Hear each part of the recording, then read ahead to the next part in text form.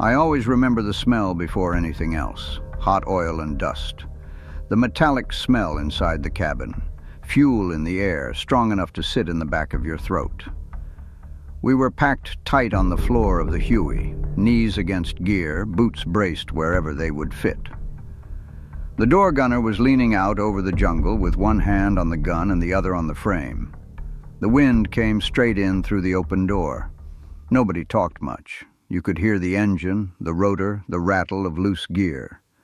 The pilot gave a thumbs up without turning around. The crew chief moved down the line, checking straps, tapping shoulders. When he tapped me, I nodded. Everything felt the way it usually did on the way in, loud, fast. The vibration ran straight through your chest and into your teeth. Then the aircraft shook. At first it wasn't much, just enough to notice. The deck jumped once, then again. The crew chief's face changed. The pilot said something quick over the intercom. The gunner leaned farther out, looking down into the trees. The nose dipped, and the crew chief yelled to hold on. The pilot fought it. You could feel him working the controls, trying to keep the bird level. The tree line came up fast. Rotor blades tore through leaves and branches. We scraped hard. Then we hit again, heavier this time, and the aircraft slammed into the ground. The impact knocked the air out of me. For a moment there was nothing, no sound, no movement. Then it came back in pieces, metal ticking, someone groaning, fire catching somewhere behind us. I remember smoke was filling the cabin. The crew chief was already moving, cutting straps, pulling men free by their web gear. The door frame was twisted, half closed. The gun mount hung loose. He yelled to move. We crawled and stumbled out through the opening. The aircraft had gone down on a slope, not quite flat, surrounded by brush and trees. Fire spread fast along the fuselage. The heat pushed us back. Outside, we started counting. Names were called. Some didn't answer. The crew chief went back in once, then again. When he came out the second time, he shook his head. The fire climbed higher. The lieutenant ordered us to set a perimeter, 30 yards out. Find whatever high ground we could. We moved uphill and down slope, taking positions where the terrain allowed.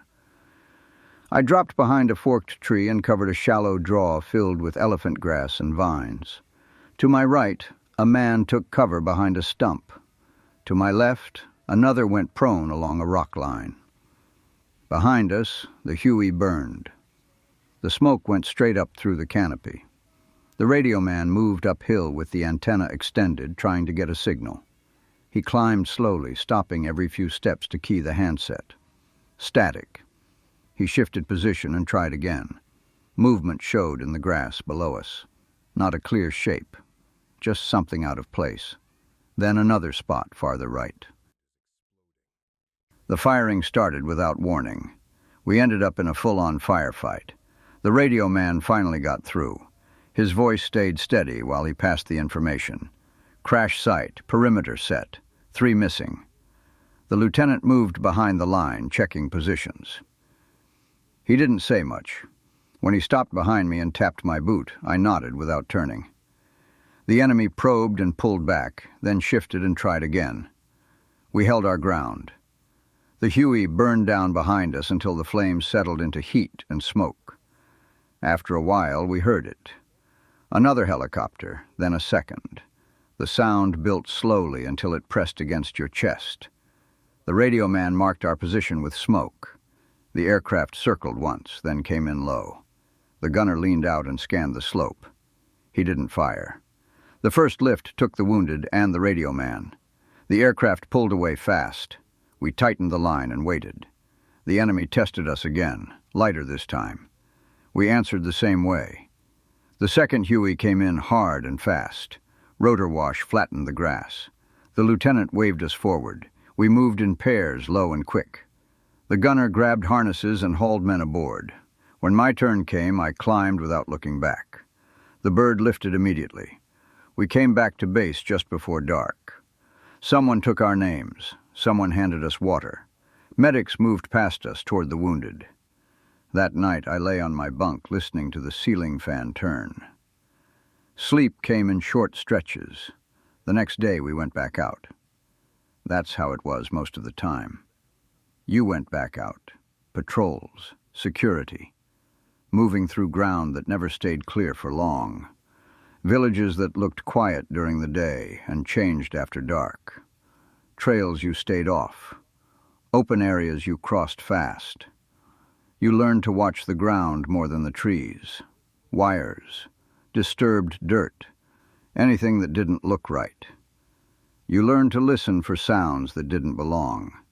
Most firefights were short, sharp, over before you had time to think about them. Others dragged on. You carried what you needed. Ammo, water, grenades, extra batteries for the radio. You cleaned your weapon every chance you got, after contact, after rain, after dust.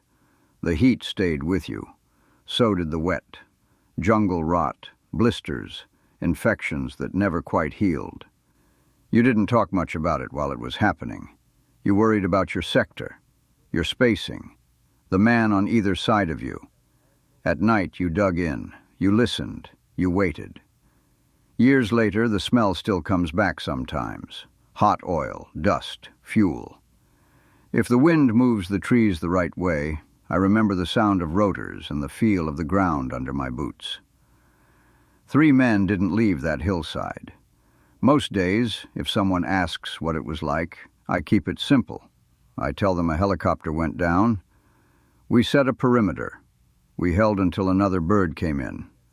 That's usually enough. Some things don't need more explanation than that. When someone rotated home, you shook hands. Sometimes you said good luck. Sometimes you didn't say anything at all.